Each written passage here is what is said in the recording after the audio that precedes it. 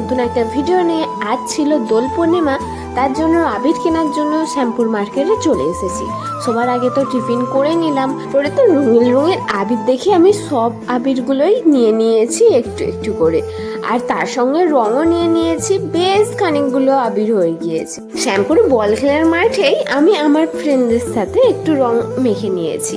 তারপরে তো চলে আসলাম বাড়িতে, আর আস্তে আস্তে আমার অবস্থা হয়েছে ঠিক এই রকমটা। আমার বোন তো এত আবির দেখে ও খুব আনন্দে বসে পড়েছে থালা সাজানোর জন্য।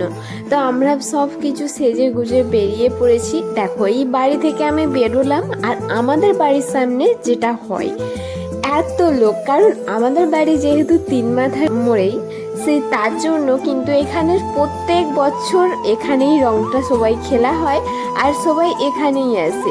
আর আমি যেহেতু লেট করে এসেছি, আমাকে তো আসতে পুরো ভূত করে দিয়েছে, কি বলবো।